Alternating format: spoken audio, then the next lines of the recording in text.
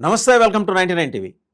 Trump ఈరోజు ప్రపంచం మొత్తానికి పెద్ద సమస్యగా పరిణమించాడు. ఇలా అని ప్రపంచం భావిస్తుంది. అమెరికన్లు ఎక్కువగా భావిస్తున్నారు. ఎందుకంటే ట్రంప్ పైత్యం అనుభవిస్తున్నది వాళ్ళే ఎక్కువగా, ఇరాన్ కాదు. ఆయన ఏంటంటే కొత్తగా జీసస్ అవతారం కూడా ఎత్తేసాడు. ప్రపంచంలో ఉన్న అనేక రుగ్మతలకు తానే పరిష్కార మార్గము, తానే మొత్తం సమాధానం అనే పద్ధతిలో ఆయన ఒక పోస్టర్ కూడా రిలీజ్ చేశారు. తర్వాత క్రైస్తవ సమాజం ఆరాధించే పోపుని విమర్శించారు. అభ్యంతరకర పదజాలం ఆయన మీద ప్రయోగించారు. ఇవన్నీ ఎందుకు మాట్లాడాల్సిందంటే, ధర్మానికి గ్లాని జరిగినప్పుడు, జరిగే సూచనలు ఎక్కువైనప్పుడు ఇలాంటి పైత్య ప్రకోపాలు కనిపిస్తూ ఉంటాయి. అవి ఆయన రూపంలో కనిపిస్తున్నాయి. సో ధర్మానికి నిజంగానే హాని జరుగుతోంది, గ్లాని జరుగుతుందంటే, మరి ఈ టైంకి భగవద్గీతలో కృష్ణుడు చెప్పినట్టు ఉద్ధరేదాత్మానాత్మానం, మరి ఇది తనను తాను ఉద్ధరించుకుంటూ కల్కి ఏమన్నా వచ్చేసాడా, వస్తున్నాడా, ఆన్ ద వేనా, ఎక్కడైనా ఆగి కాస్త రిలాక్స్ అవుతున్నాడా? కల్కి కోసం ప్రపంచం ఎదురు చూస్తుంది. కల్కికి సంబంధించిన రాకడ, ఆ విషయం గురించి, తర్వాత ప్రపంచంలో చోటు చేసుకున్న అనేక పరిణామాల గురించి విస్తారంగా చర్చించడానికి, విస్తృతంగా విశ్లేషించడానికి హిమాలయ యోగి సౌర పీఠాధిపతి యోగి ప్రభాకర్జీ మనతో వచ్చారు. మన దగ్గర స్టూడియోలో ఉన్నారు ప్రస్తుతం. నమస్తే యోగి ప్రభాకర్జీ. ఓం శ్రీకశ్యపాత్మజం భానుం సహస్రకిరణోజ్వలం సర్వరోగహరం మిత్రం సూర్యదేవోపాస్మహే. ఓం శ్రీ గురుభ్యో నమః. చెప్పండి వాసుదేవ. ఇప్పుడందరే ముందర ఉపోద్ఘాతంలో ప్రస్తావించినట్టు ట్రంప్ చేస్తున్న విన్యాసాల వల్ల, లాస్ట్ టైం కూడా మీరు ఒక 6-7 నెలల క్రితం ఇంటర్వ్యూ ఇచ్చినప్పుడు కల్కి రాకడికి సంబంధించి చెప్పారు. కల్కి ఉత్తినే రాడు, ఆయనకు కావాల్సినంత మసాలా ఉంటేనే వస్తాడని. ఆ మసాలా దినుసులన్నీ కూడా నూరి మరీ ప్రపంచానికి అందిస్తున్నాడు కదా ట్రంప్. వచ్చేస్తున్నాడా కల్కి? ధార్మిక జీవనం కుంటుపడినప్పుడు, ధర్మానికి హాని కలిగినప్పుడు దైవశక్తుల యొక్క ఆవిర్భావం అతి సహజంగా జరుగుతుంది. అంటే దైవాన్ని మనం ఆవాహన చేస్తున్నామంటే, అధర్మం చేస్తేనే భగవంతుడు రావాల్సినటువంటి ఆవశ్యకత ఏర్పడుతుంది. అంటే కల్కి అంటే కాల్కి అని అర్థం. కాల్ అంటే కాలంలో వచ్చేటువంటి మార్పుల్లో అధర్మం వృద్ధి చెంది ధర్మానికి హాని కలిగినప్పుడు కాలమే ఒక అవతారంగా అవతరించేటువంటి దైవశక్తికి ఒక అవతార రూపం కల్పిస్తుంది. ఈ ప్రపంచం అంటే అంటే చేయబడింది, పంచము అంటే 5తో. పృథ్వీ ఆపహ తేజ వాయురాకాశమేవచ. ఈ పంచభూతాలు కలిస్తే ఒక ఆకృతి వస్తుంది. అది కాలంలో జరిగేటటువంటి ఒక రూపం కల్కి, కాల్. ఇంకోటి కాల అంటే డార్క్నెస్ అంటే అంధకారం. ప్రకాశం అంతమైనప్పుడు, లోకమంతా అంధకార బంధురమైనప్పుడు వచ్చేటువంటి ఒక అవతారం కల్కి. కాల్ అంటే కాల, చీకటి ఏర్పడినప్పుడు అవతరించే ఒక ప్రకాశవంతమైన అవతరణ ఏదైతే ఉందో అది కాల్కి. ఇక మూడో కల్కి అంటే రేపటికి అని. అంటే ఈ రోజు వరకు జరిగింది ఏదైతే జరిగిపోయిందో దీన్ని అంతం చేసి రేపటికి జరగబోయేటటువంటిది ఏదైతే ఉందో అదొక కల్కి. ఇలాగా అనేక రకాలైనటువంటి అర్థాలతో కూడా ఒక కల్కి అవతారం. అందుకే కల్కి అంటే ఒక పెద్ద ఖడ్గం పట్టుకొని శ్వేతాశ్వం మీద వచ్చి అందరినీ సంహరించి అతి వేగవంతంగా. దీని అర్థం ఏంటంటే, మన వాళ్ళు పురాణ ఇతిహాసాల్లో ఒక రూపకల్పన చేశారంటే, ఒక ఇతిహాసం వచ్చిందంటే, ఒక పురాణం వచ్చిందంటే దాని వెనక సైంటిఫిక్ రీజన్స్ పెడతారు. సాంకేతికమైనటువంటి అర్థాన్ని జోడించి ఒక రూపకల్పన చేస్తారు. అది ఒక పేరైనా, అవతారము అంటే అవతరతి ఇది అవతార. మనం పుట్టామంటే మనల్ని మనం ఉద్ధరించుకోవడానికి పుడుతుంటాం, మన కోసం పుడుతుంటాం. కానీ అవతారం అందరినీ ఉద్ధరించడానికి వచ్చేటటువంటిది, ఉద్ధరించి తాను తరించేది అవతారం అంటారు. అంచేత అవతారం అన్నా, కల్కి అన్నా అనేక అర్థాలు వెనుకున్నాయి.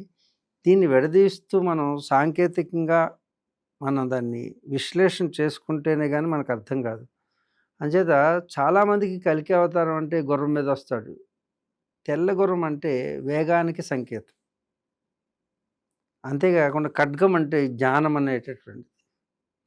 అంటే చీకటిని పారద్రోలడానికి వచ్చేటువంటి తెల్లదనం చాలా వేగంగా రావాలి. ఎందుకంటే నల్లధనాన్ని పోగొట్టడానికి, నల్లధనాన్ని కూడా పోగొట్టడానికి వచ్చేటటువంటి ఒక అవతారం అంటే ఒక దివ్య శక్తి. అది దివ్య అంటే లైట్, ప్రకాశం.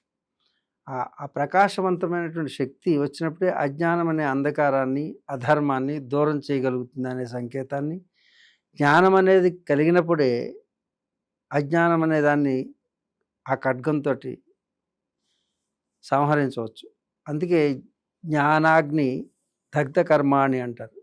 ఇప్పటి వరకు జరిగినటువంటి కర్మలన్నీ కూడా చూస్తుంటే ఈ ప్రపంచవ్యాప్తంగా పెద్ద పెద్ద నాయకులు, వినాయకులు వీళ్ళందరూ కూడా కలిసి ఈ ప్రపంచ వినాశనానికి దారితీస్తున్నటువంటి పరిస్థితుల్ని మనం సమూలంగా నాశనం చేయాలంటే దైవశక్తి యొక్క ఆవిర్భావం ఆవశ్యకత ఉన్నది. అంచేత కల్కి అంశలు 2012వ సంవత్సరంలోనే జన్మ తీసుకోవడం జరిగింది అని హిమాలయ యోగుల యొక్క ఉవాచ. అంటే ఆయన కన్నా కూడా ఆయన సైన్యం ముందర వచ్చేస్తుంది. ముందంతా అంటే ఇప్పుడు రాముడు అవతరించడానికి ముందేగానే అక్కడ ఉన్నటువంటి వానరులందరూ కూడా జన్మలు తీసుకునడం జరిగింది. అలాగే మనకు చూస్తే ప్రతి పాత్ర కూడా ముందుగా రాముడి కంటే ముందు ఆవిర్భావం జరిగింది. సీతాదేవి కూడా పుట్టేసింది, తర్వాత రాముడు ఆవిర్భావం జరిగింది. ఈ విధంగా ఒక దివ్యశక్తి ఆవిర్భావానికి కావలసినటువంటి ఆ చుట్టూ ఉండేటువంటి పాత్రలన్నీ కూడా ముందు జన్మ జరుగుతుంది. అందుచేత ఇది 2012 అంటే 2012వ సంవత్సరంలోనే కల్కి సేన, కల్కికి సహారా అంటే సహాయం చేసేటటువంటి, ముందుగా ప్రిపరేషన్ చేసేటటువంటి ఆవిర్భావానికి వాళ్ళందరూ అవతరించారని మా యోగుల ఉవాచ. అంచేత అధర్మం పెరిగిపోయింది. మనం గతంలో చెప్పుకున్నట్టు 4,32,000 సంవత్సరాల కలియుగం యొక్క ఆయుర్దాయం. చాలామంది అడుగుతుంటారు, మీరు కలియుగం ఆయుర్దాయం ఇప్పుడు కలియుగే ప్రథమ పాదే అని అంటున్నాం, ఇప్పటికి 5,000 సంవత్సరాలు జరిగింది, ఇంకా ఇన్ని సంవత్సరాలు ఉంది, అప్పుడే మీకు కలియుగాంతం ఎలా అవుతుందని. కలియుగాంతం కాదు ఇక్కడ జరిగింది, కలియుగంలో ఒక అంతం జరుగుతుంది. అంటే దీన్ని అంతరావృత్తం అంటారు. అంతరావృత్తం ఒక ఆవృత్తం. ఇలాంటి ఆవృత్తాలు కొన్ని కలిస్తే అది మహాప్రళయానికి దారితీస్తుంది. ప్రళయము మహాప్రళయం. అంచేత మనం అర్థం చేసుకునేటప్పుడు అధర్మానికి ఎక్కువ అధర్మం వృద్ధి చెందినప్పుడు ఒక ఆవృతం పూర్తి చేస్తారు, మళ్ళా తిరిగి ధార్మిక జీవనం మొదలవుతుంది. మార్మిక జీవనం పోయి ధార్మిక జీవనం వస్తుంది. దానికి సంకేతాలుగా ఇప్పుడు ప్రపంచ నాయకులుగా చెప్పబడేటటువంటి ట్రంప్ లాంటి వారందరూ కూడా వాళ్ళ యొక్క విపరీత ధోరణి, మానసిక వైకల్యం చేత. ఎప్పుడు మానసిక వైకల్యం వస్తుందంటే ఆర్థిక బలం, అంగబలం, సంఘబలం, ఈ అన్ని బలాలు చేకూరినప్పుడు ఒక జరాసంధుడు, ఒక గజాసురుడు, ఒక నరకాసురుడు వీళ్ళందరూ కూడా ఉద్భవించారు. గతంలో కూడా ఇలాంటి వాళ్ళు అందరూ కూడా ఉద్భవించారు. తదనుగుణంగా వాళ్ళు అధర్మాన్ని పెంచి పోషిస్తూ ఇలాగే ఎన్నో అకృత్యాలు చేస్తూ వాటన్నిటిని కూడా ధర్మంగా చేస్తున్నామని ఆనందిస్తూ, అధర్మాన్ని ధర్మంగా భావిస్తూ, అజ్ఞానాన్ని జ్ఞానంగా భావిస్తూ వారు చేసే చర్యలన్నీ కూడా ప్రజలు ఆమోదం తెలుపుతున్నారని వాళ్ళు అనుకుంటూ ప్రపంచాన్ని, ఈ విశ్వాన్ని అల్లకల్లోలానికి గురి చేస్తున్నటువంటి యోగి మహారాజ్ మీరు చేసిన ప్రస్తావన మాదిరే మనం చూస్తే కనుక pastors pray with Trump in oval office amid Iran strikes. యుద్ధానికి ముందరే ఆయన పాస్టర్లందరినీ తీసుకొచ్చి వైట్ హౌస్లో కూర్చోబెట్టి ప్రార్థనలు చేసి, మీరు అన్నారు చూసారా, జస్టిఫికేషన్, ఇదే ధర్మం అని. యుద్ధం ఇరాన్ మీద, ఇరాన్లో ఉన్న మతశాంత పాలనకు సంబంధించిన వేరే అంశం. బట్ యుద్ధం ఇంకో దేశ సార్వభౌమాధికారాన్ని హరించే ప్రయత్నం చేస్తూ జస్టిఫై చేసుకోవడానికి ఇది దేవుడి ఆదేశం, నేను దేవదూత అనే పద్ధతిలో ఆయన చేసుకుంటూ వచ్చాను. ఫర్దర్గా పోపు అభ్యంతరం చెప్పారు. పోప్ లియో ఆయనే ఇటలీ ఏతర పోప్, యుఎస్ నుంచి వెళ్ళారు.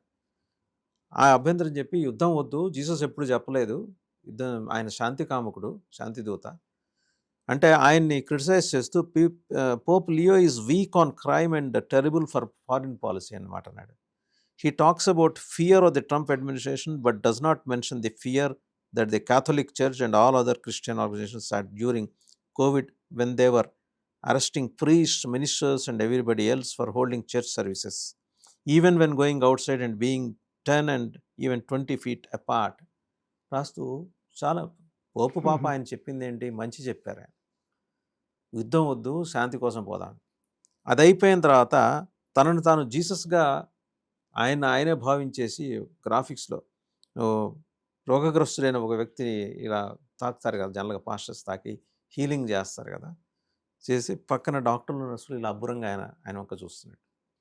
ఈ ప్రకోపం అంతా దేనికి సంకేతం? మన పురాణ ఇతిహాసాల్లో కూడా ఇవన్నీ చూస్తుంటాం మనం.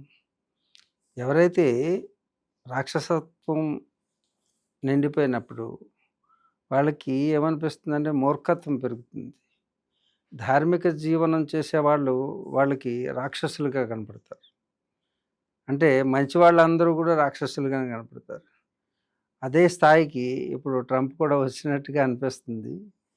నేను పీస్ ప్రెసిడెంట్నని మొదలుపెట్టి పీసెస్ చేస్తూ పోతున్నాడు. There is no peace, he want to do pieces. అందుగురించి ఇది రామాయణంలో మనం చూసినట్టయితే మండోదరి స్వయంగా భార్య చెబుతుంది, మంచివారిని ఇలా చూడకూడదు, రాముడు దైవాంశ సంభూతుడు, అది తలకెక్కదు. అలాగే విభీషణుడు తమ్ముడు చెప్తాడు, అయినా తలకెక్కదు. ఎవరు చెప్పినా ఇలాగే ప్రవర్తిస్తాడు. అందుకే విభీషణుడు చెప్పినప్పటికీ పోపు చెప్పినప్పటికీ పాపులు మాత్రం పాపులర్ అవ్వడానికి చూస్తారు, కానీ వాళ్ళ యొక్క చర్యల్లో ఎలాంటి మార్పు రాదు.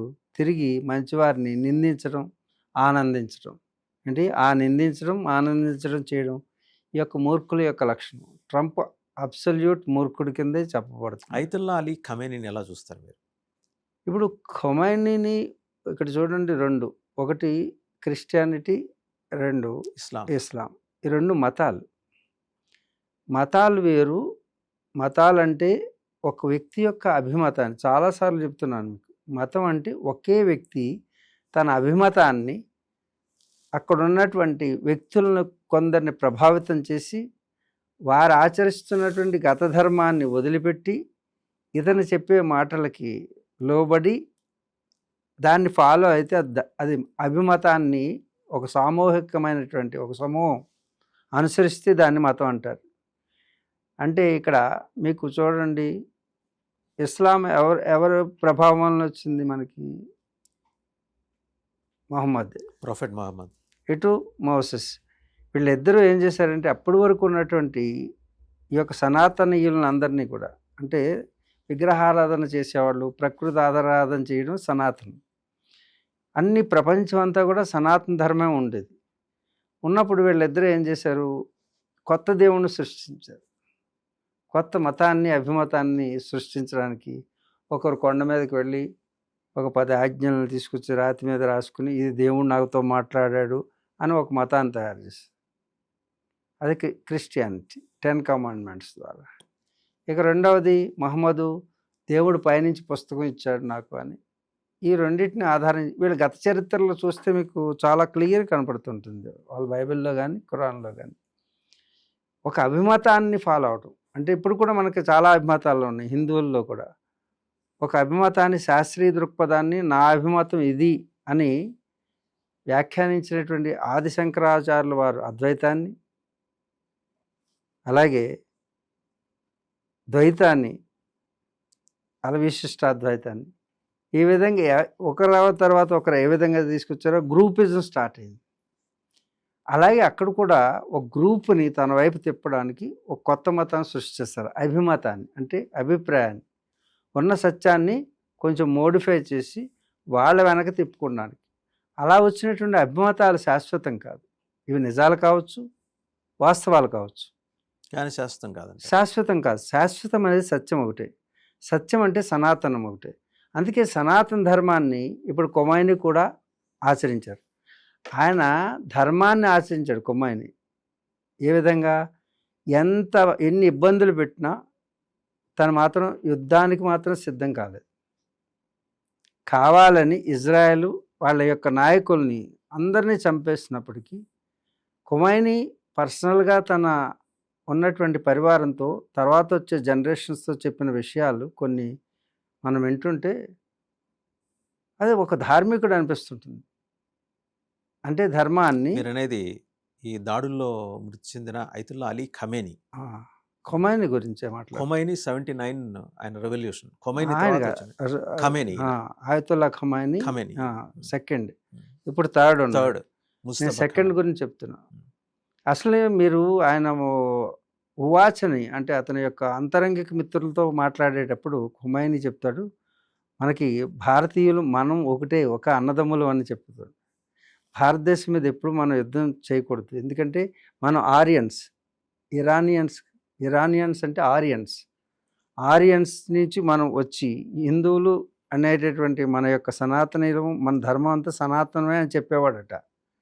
మనం మార్చబడ్డాం ఏది ఇస్లాంలోకి, కానీ మనం అందరం కూడా రూట్స్ అవే.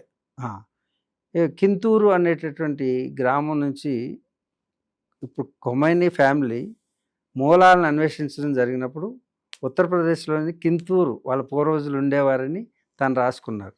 వాళ్ళ ఫ్రెండ్స్ తన సన్నిహితులతో చెప్పేవారట. అందుకు భారతదేశానికి మనకి కూడా ఎలాంటి ధార్మికమైనటువంటి జీవన విధానం ఉంది.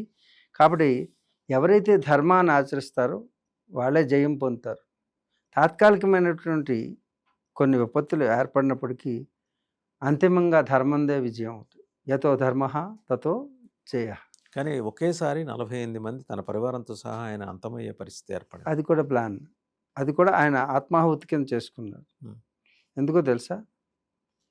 ఇప్పుడు ఇస్లాంలో కూడా 2 వర్గాల కింద చేయాలని అమెరికా యొక్క ప్లాన్. సున్నీస్ షియాస్ అనేదాన్ని, ఇజ్రాయెల్ కానీ అమెరికా కానీ. ఈ సున్నీస్ షియాస్కి మధ్యలో యుద్ధం పెట్టి మొత్తం ఇస్లాం జాతిని అంతం చేద్దామని ఒక దీర్ఘకాలమైనట్టు ఒక ప్రణాళిక. అది బయటకు కనపడుతుంది మనకి ఏంటి? సున్నీస్ని రక్షిస్తున్నామని, ఇరాన్ ఏమో పెద్ద భూతం అని. ఇరాన్ భూతం అక్కడ చేసింది ఏమిటి? వాళ్ళ దేశంలో షరియా లాని ఇంప్లిమెంట్ చేశారు. షరియా లా అంటే ఏమిటి? చక్కగా చీర కట్టుకోండమ్మా, బొట్టు పెట్టుకోండమ్మా, జడ వేసుకోండమ్మా, ఇది మన సాంప్రదాయం అని చెప్పడం తప్పు కాదు. అతను చేసింది ఏంటంటే షరియా లాలో ఆడవాళ్ళకి స్వేచ్ఛనివ్వలేదు. అంటే స్త్రీల యొక్క స్వేచ్ఛను కోరుకునేటటువంటి స్త్రీలకి స్వేచ్ఛ కోల్పోయారు. ఆ స్వేచ్ఛ కోల్పోయారని ఎంతమంది పర్సంటేజ్ అంటున్నారు? అక్కడ ఓ 10% అంటారు. ఆ 10%ని తీసుకుని అక్కడ మానవ హననం జరుగుతుందని, రెవల్యూషన్ తీసుకొచ్చేయాలని. ఇంతకీ ట్రంప్ ఉద్దేశం ఏంటంటే అక్కడ ఉన్నటువంటి నిధులను కొలగొట్టడం. ఏ దేశమైనా ప్రపంచంలో ఎవరు బాగుంటే వాళ్ళ యొక్క నిధులు, వాళ్ళ యొక్క ఆయిల్ అవన్నీ కొట్టడం, దాని వెనక ఏదో నెపంతో ఖొమైనీ మీద తీసుకొచ్చారు. కానీ ఖొమైనీ ధార్మిక జీవనం చేశాడు. ఆయన గురించి తెలిసిన వారు సన్నిహితులు చెప్పేది ఏంటంటే ఖొమైనీకి 4 పుత్రులు, 4 కొడుకులు.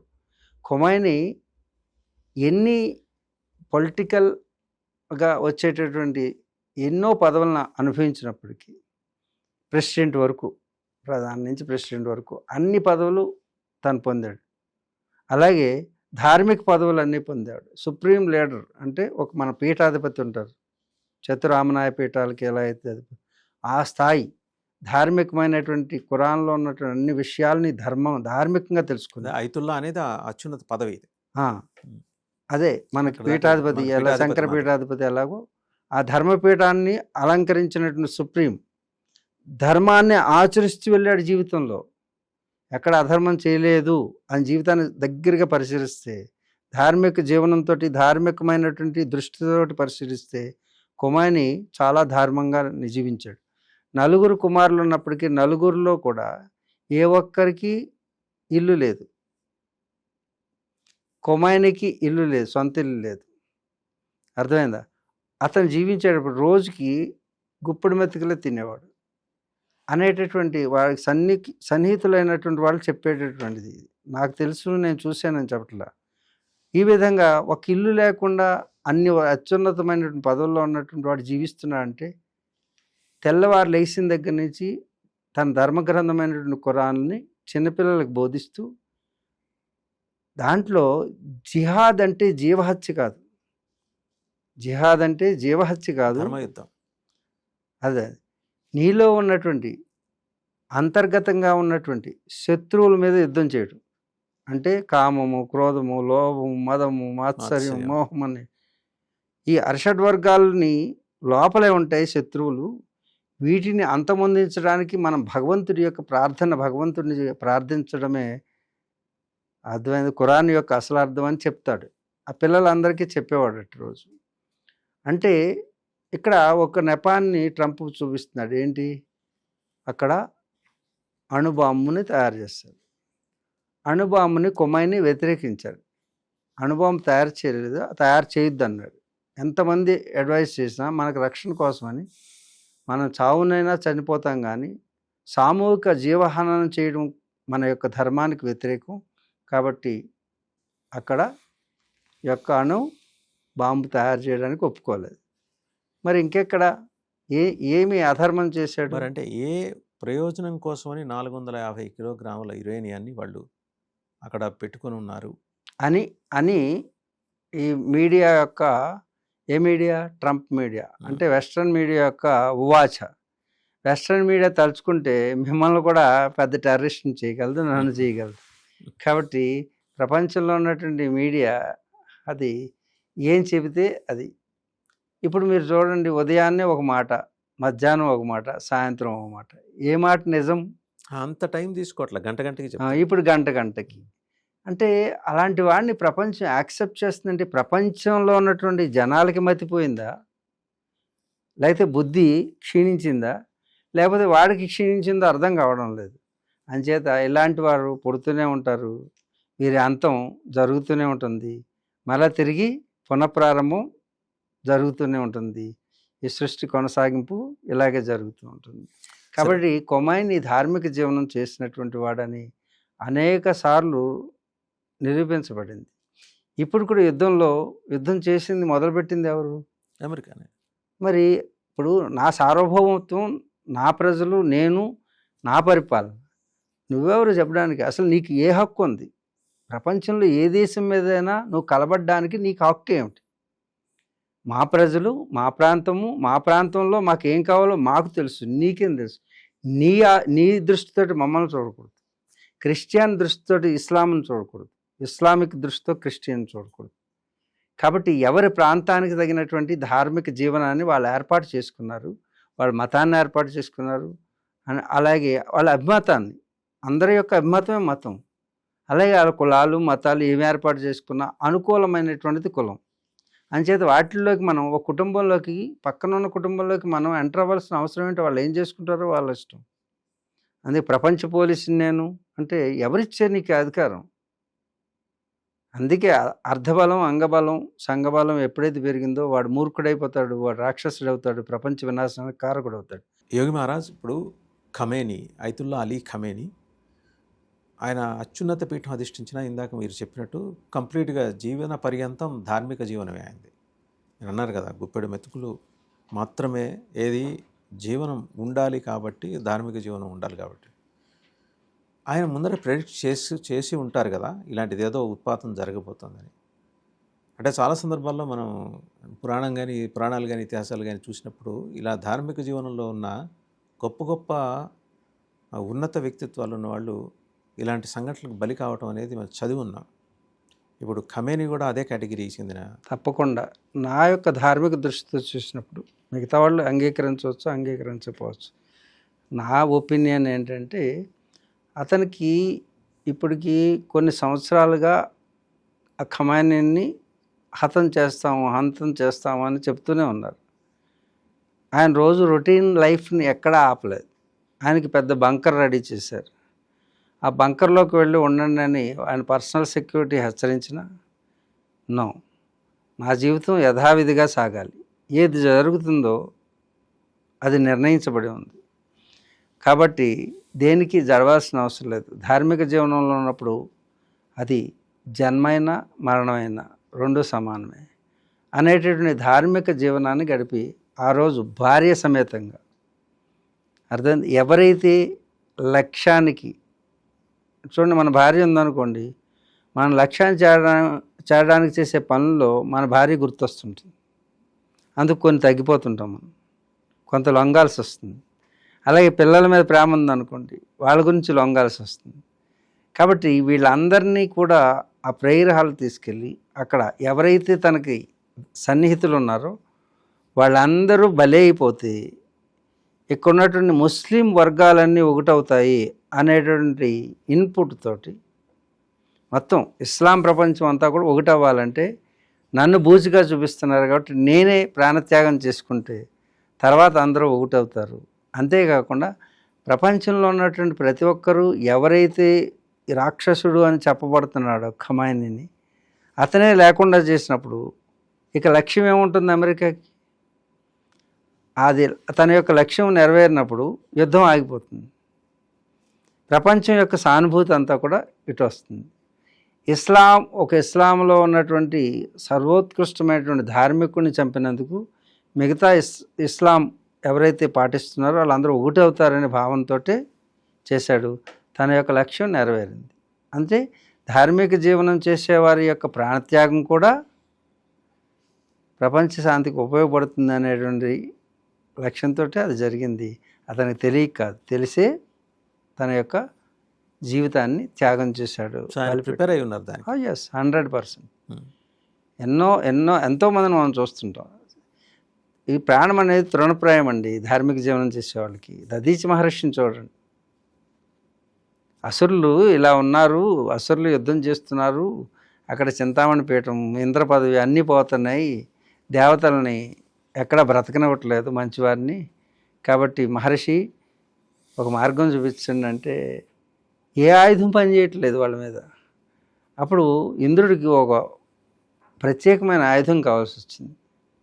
ఇప్పుడు ఈ మిసైల్స్ ఆయుధంగా ఎలా తీసుకున్నారు అలాగా. ఎందుకంటే ఈ ప్రపంచంలో అమెరికాని జయించడం అంత, ఇజ్రాయెల్ని జయించడం అంత చాలా కష్టం. అంచేత అక్కడ ఆర్థికంగా మిలిటరీ పరంగా అన్ని శక్తులు వాళ్ళకు ఉన్నాయి. వాళ్ళని జయించడం ఎలా? అంచేత చిన్న బాణపులని ఉపయోగించారు. ఎవరు ఏ ఆయుధం పని చేయటం లేదు. అప్పుడు ఏం చేశారంటే దధీచి మహర్షి అంటే శక్తి, తపశ్శక్తి సంపన్నుల యొక్క శక్తి వెన్నుముకలో ఉంటుంది. ఆ వెన్నుముకలో ఉన్నటువంటి యోగశక్తి ఆ వెన్నుముకతో తయారు చేసిన ఆయుధం అయితే, అంటే యోగశక్తితో తయారు చేసిన ఆయుధం అయితే మొత్తం ఏ ఆయుధానికైనా సమాధానం చెప్తుందని దధీచి మహర్షిని ప్రార్థించారు. మీ వెన్నుముక కావాలని, లోక కళ్యాణం కోసం, ఈ రాక్షసులను సంహరించడం కోసం మీకు వెన్నుముక ఇవ్వండి అంటే దధీచి మహర్షి తన శరీరం త్యాగం చేసి వెన్నుముక ఇస్తాడు. అది ఇంద్రుడి ఆయుధం అవుతుంది, అదే వజ్రాయుధం. ఆ వజ్రాయుధంతో మొత్తం రాక్షస సంహారం జరుగుతుంది. అలాగే ఖొమైనీ కూడా ఒక ధార్మిక జీవనంతో తన యొక్క శరీరాన్ని బలిపీఠం మీద పెట్టి తన యొక్క పరివారంతో సహా, ఎక్కువ చెప్తున్నాను అని అనుకోకండి, ఇది సత్యం. ధార్మిక జీవనం చేసే వాళ్ళ యొక్క లక్షణం ప్రతి క్షణం వీక్షణం వారి లక్షణం అవుతుంది. అందుకే లక్ష్యం వైపే వారి యొక్క శాంతి. అంటే అది మతం ఏదైనా కానివ్వండి, మతం వేరు, ధర్మం వేరు. అంచేత ధర్మాన్ని ఆచరించడంలో ఉన్నటువంటి ఆనందం, అది మరణం కూడా మనకి అమృతుల్యం అవుతుంది, అమరత్వాన్ని ఇస్తుంది అని నమ్ముతారు ధార్మిక జీవనం చేసేవాళ్ళు. నాకు ఖమైనీలో ఇదే కనపడుతుంది. వారి జీవన విధానాన్ని వాళ్ళ సన్నిహితులతో పంచుకున్నప్పుడు, వాళ్ళందరూ భాషిస్తున్నప్పుడు, ఖమైనీ గురించి చెప్తున్నప్పుడు, జీవన విధానం గురించి, ధార్మిక జీవనం ఎలా ఉంటుంది అనేది అతి సామాన్యుడికి కూడా అర్థమవుతుంది నిజంగా ఖమైనీ గురించి తెలిస్తే.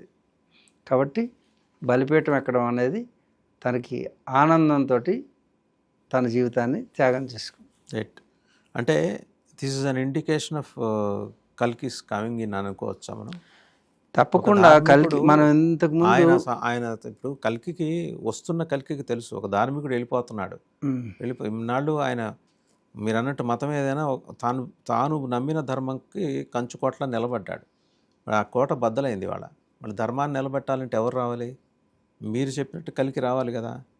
ఎక్కడున్నాడు, ఎప్పుడు వస్తున్నాడు, ఏ రూపంలో వస్తున్నాడు? ఆయన సైన్యం వచ్చేసింది అంటున్నారు మీరు. ఇప్పుడు మనకి వరుస పరిసర ప్రాంతంలో మనకి కల్కి యొక్క అంశ అవతరించినట్టుగా మనకు కొన్ని సూచనలు కనపడుతున్నాయి.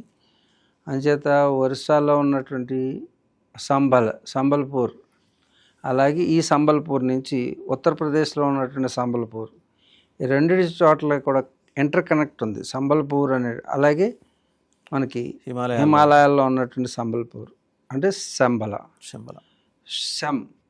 సమ్యక్ బల సంబల అంటే సరైనటువంటి బలం, త్రిపుటి.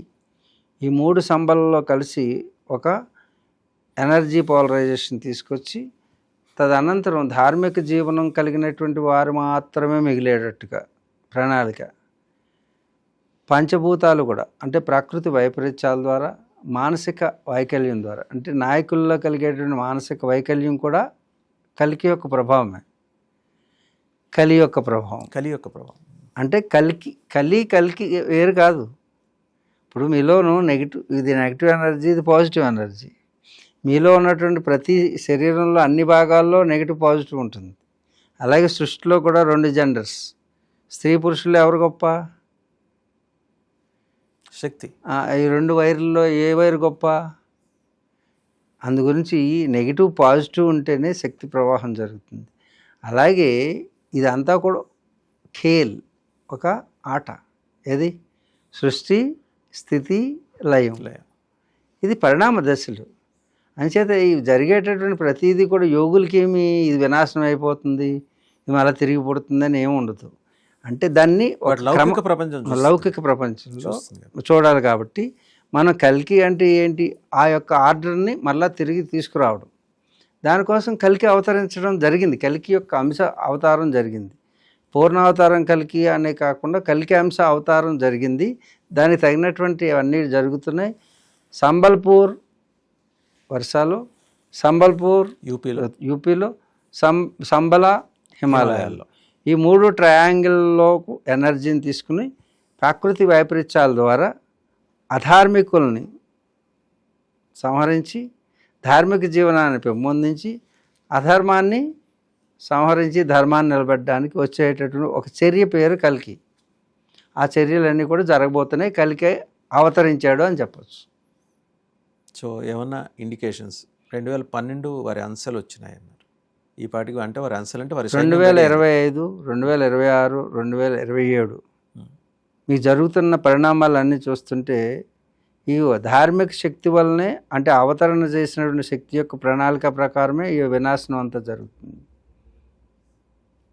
ఇప్పుడు తపస్సులో ఉన్నారు అని ఒక ఇండికేషన్.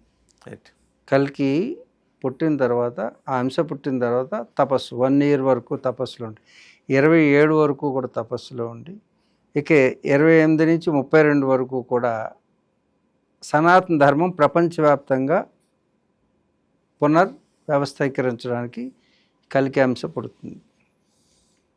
అంటే 27 వరకు ఆయన తపస్సు. ఫిజికల్గా మీలోనూ ఆ కల్కి ఉంటారు, అందరిలోనూ కల్కి ఉంటారు. కల్కి అంశ అంటారు. అంశ అవతారం అంటే మీ ఆలోచన రూపంలోనూ రేకెత్తచ్చు. ఈ ప్రకృతిలో ఉన్నటువంటి పంచభూతాల్లో కూడా అంశ ప్రవేశించవచ్చు. అలాగే కొందరు మనుషుల్లో, వ్యక్తుల్లో అంశ ప్రవేశించవచ్చు. అదే రాజకీయ నాయకుల్లో కావచ్చు.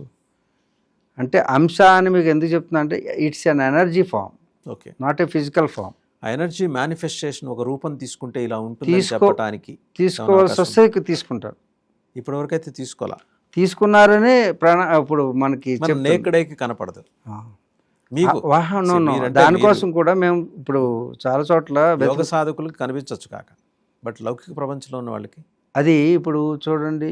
ఇప్పుడు ఆ సంబల్లో ఒక నదీ తీరంలో పలానా చోట పలానా గుహలో పలానా అంశ ఉన్నది అని మాకు సూచన వస్తుంది. ఆ సూచన ప్రకారం మనం అక్కడికి వెళ్ళి చూస్తే ఒక వైబ్రేషన్ మనం పొందుతాం, కానీ అది మనం అనుభవంలోకి వస్తుంది, కానీ ఫిజికల్ నేకెడ్ ఐస్ కనపడదు. కానీ ధార్మికంగా మనం అందుకే చూడగలుగుతామంటే చూడలేము, దర్శించగలుగుతాం. అంటే దర్శనం వేరు, చూపు చూడటం వేరు. వేరు. అందుకు ప్రత్యక్షమయ్యాడు అంటారు. ఆయన ప్రత్యక్షమయ్యాడంటే అక్షములకు ప్రతిగా ఉంటే ప్రత్యక్షం, ఇంద్రియాలకు గోచరిస్తాయి. కానీ ప్రస్తుతానికి ఇంద్రియాలకు గోచరమయ్యే స్థాయిలో లేరు. కానీ అంశం మాత్రం జననం జరిగింది. నేకెడ్గా కనిపించాలంటే దృశ్య రూపంలో కనపడుతుంది అంతే. అంటే జరిగేటువంటి పరిణామాల వలన కనపడుతుంది. ఆకలింపు చేసుకోవడం. అంటే మనం చెప్పుకున్న అవతారం ఎప్పుడు వస్తుంది? 4,32,000 సంవత్సరాలు. ఓకే. ఈ లోపల ఇలాంటి ఎన్నో అంశాలు వస్తూనే ఉంటారు. అంశావతారాలు వస్తుంటాయి. పూర్తిగా పురాణాలు ఇతిహాసాలు చెప్పినట్టు శ్వేతాశ్వం మీద మీకు చెప్పాను శ్వేతాశ్వం అంటే ఏంటి అంటే ఇవన్నీ కూడా అవి యొక్క అంశాలు లోపల ఉన్నటువంటి అర్థం పరమార్థం తెలుసుకుంటే మనం దాన్ని అనుభవంలోకి తీసుకోగలుగుతాం. లేకపోతే గుర్రం వస్తుంది అని చూస్తే గుర్రం రాదు. గుర్రం అంటే వేగవంతమైనటువంటి ఒక చర్య. మహారాజ్ ఇప్పుడు 4:30 అయింది యుద్ధం మొదలెట్టి. మనం అటుపక్క ఇరాన్ ఎక్కడా తగ్గట్లా. మరి ఇంకా లౌకికంలోకి వస్తున్నాను, ఎక్కడా తగ్గట్లా. వాళ్ళు ఎంత కోల్పోయారో వాళ్ళకి తెలుసు. కోల్పోవడానికి వాళ్ళ దగ్గర ఏం లేదు. కానీ ఆ కొంబాటింగ్ స్పిరిట్ని వాళ్ళు వదిలిపెట్టలేదు. నువ్వు ఎక్కడికైనా రా చూసుకుంటాం అనే పద్ధతిలో వాళ్ళు దిగారు. మీరు ఎంతమంది అని రండి అని చెప్పి మన బాలయ్య బాబు డైలాగ్ ఉంటుంది, మీరు 100 మంది రండి, 1000 మంది రండి, నేను ఒక్కడిని ఎదుర్కొంటా. అలాగే ఉంది నిజంగా ఇరాన్. వాళ్ళు వ్యూహాల ముందర ఇరాన్ ఓడిపోయిందని చెప్పడానికి అది ఎలాంటి ఆధారం దొరకటం. అలాగని అమెరికా గెలిచిందని చెప్పలేని పరిస్థితి. ఎవరు గెలిచినట్టు ఎవరు ఓడినట్టు. ఏతో ధర్మ తతో జయ అని ఇంతకు ముందు చెప్పుకున్నాం. ఎవరు గెలుస్తారంటే ధర్మం గెలుస్తుందండి. ఇక్కడ ఇరానా లేకపోతే ఇజ్రాయెలా అమెరికా కాదు. ఎక్కడ ధర్మం ఉందో అక్కడ జయం అనేది జరుగుతుంది. ప్రస్తుతానికి అన్నీ కోల్పోయినా ప్రాణం అంటే తీపి ఉన్నటువంటిది ఎవరికంటే అమెరికన్స్కి, వీళ్ళకి, యూరోపియన్స్కి. కాబట్టి ఇరానియన్స్కి ప్రాణం అంటే తీపి లేదు. వాళ్ళు చనిపోయిన తర్వాతే వాళ్ళ మతం చెబుతుంది పైన జన్నత్తులోకి వెళ్ళి అక్కడ అల్లా దగ్గర సుఖంగా ఉంటామని. ఏదో ముసాఫరికా యాత్ర అంటారు. అంటే మనం ఇక్కడ తాత్కాలికంగా వచ్చినటువంటి జీవితం బాటసారి, శాశ్వతమైనటువంటి జీవితం అనేది పైన ఉందని.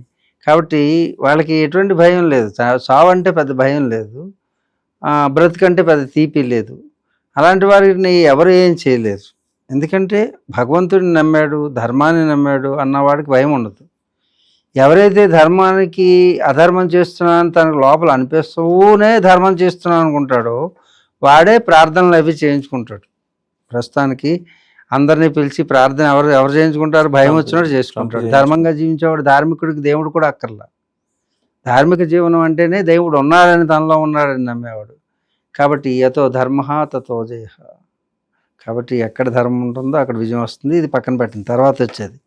ప్రస్తుతానికి ఎవరు విజయం సాధించారంటే ముగ్గురు యుద్ధం చేసుకుంటున్నారు. ఒకరు ఇరాన్ మీద, ఇజ్రాయెల్, అమెరికా కలిపి. ఈ ముగ్గురులో ఎవరు ప్రస్తుతానికి విజయం సాధించారంటే ప్రస్తుతానికి విజయం సాధించిన వాళ్ళలో చైనా సాధించింది యుద్ధం చేయకుండా. ఏంటి యుద్ధం చేయకుండా? ఈ ముగ్గురు ఈ యుద్ధంలో ఉన్నారు. కానీ విజయం ప్రస్తుతానికి ఎవరు సాధించారంటే చైనా సాధించినట్టు. ఒకటి మిలిటరీ పరంగా, సైనిక పరంగా. 2 ఆర్థిక పరంగా. 3 డిప్లొమసీ, రాజతంత్ర పరంగా. మొట్టమొదటిది ఏంటి? మిలిటరీ చావు దెబ్బ అమెరికాకి తగిలినంతగా ఎవరికి తగలలేదు. అంటే మిలిటరీలో ఎంత నాశనం కావాలో పెంటగాన్ అంతా కోల్పోయింది.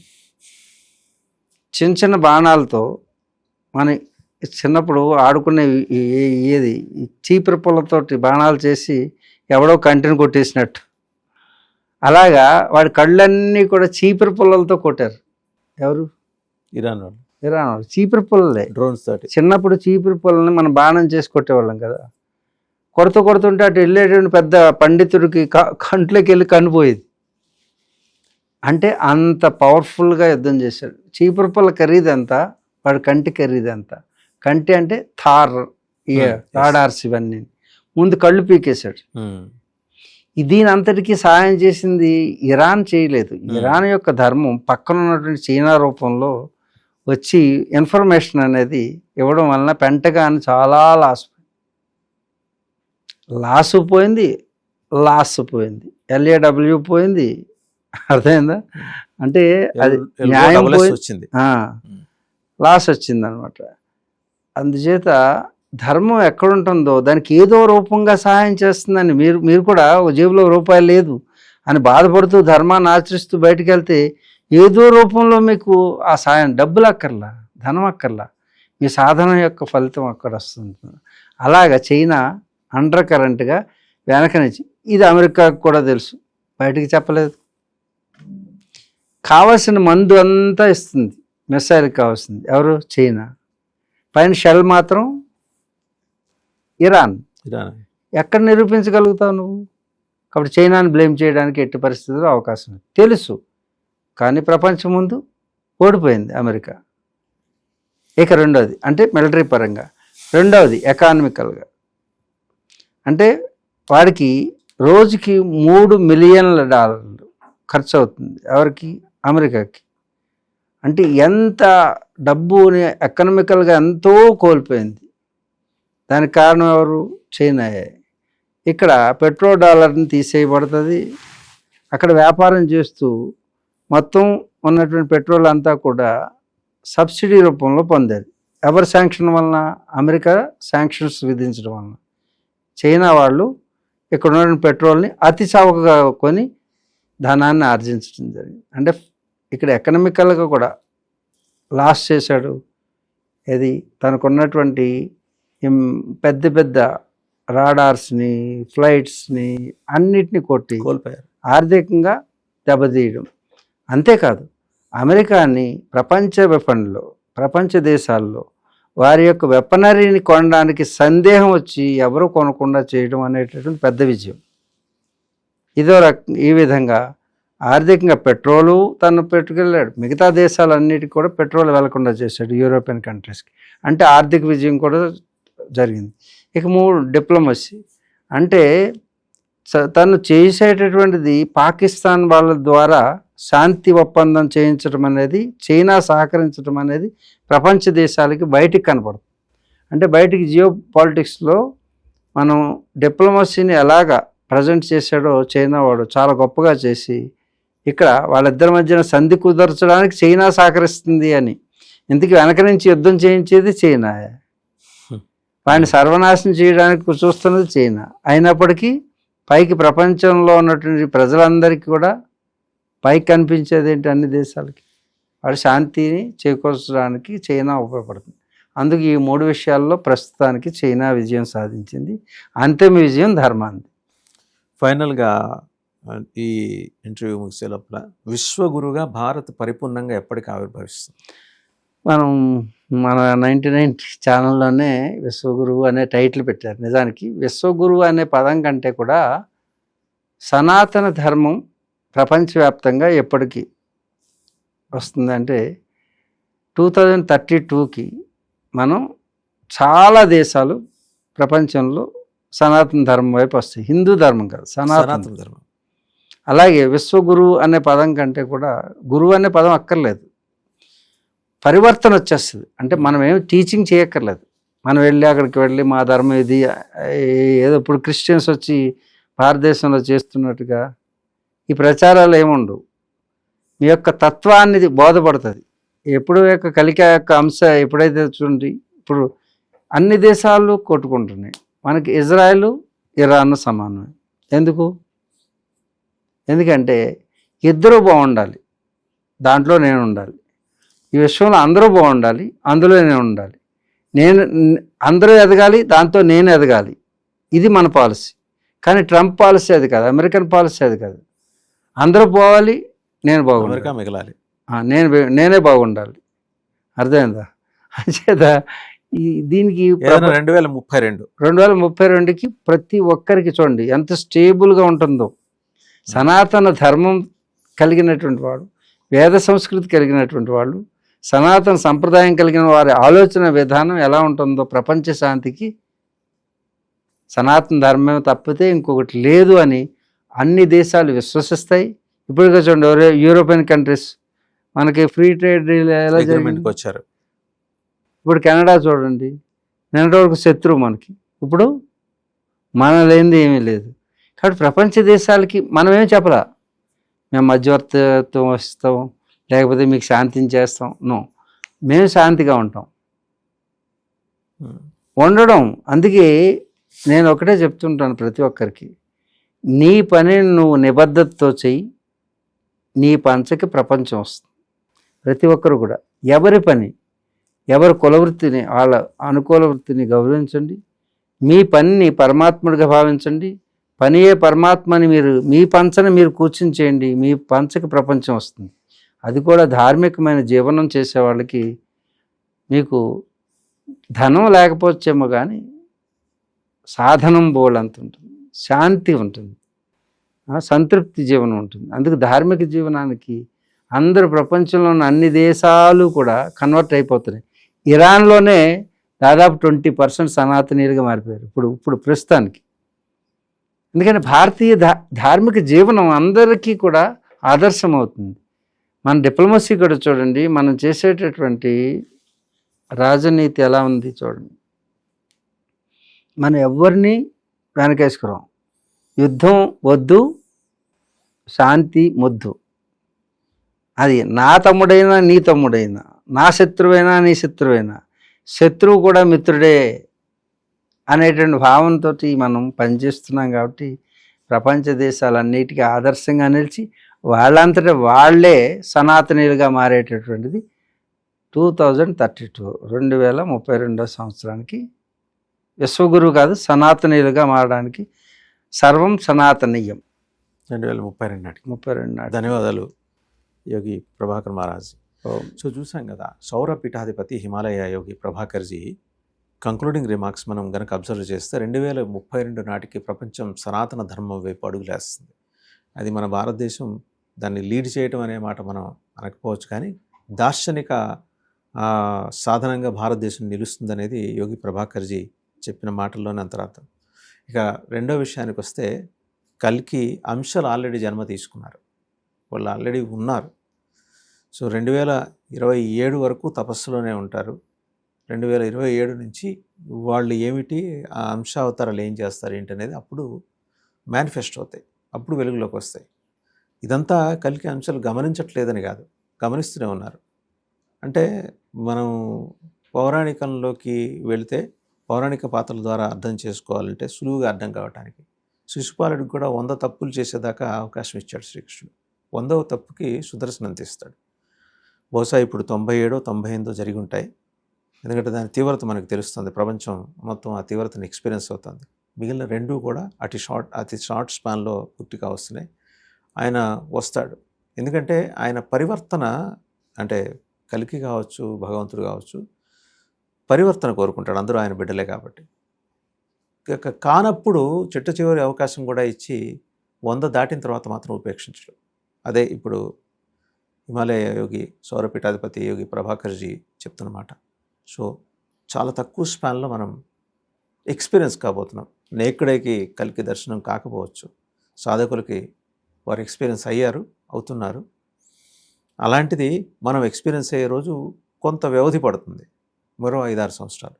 అప్పటిదాకా వేచుతాం. ధన్యవాదాలు యోగి ప్రభాకర్. ఓం శాంతి శాంతి శాంతి.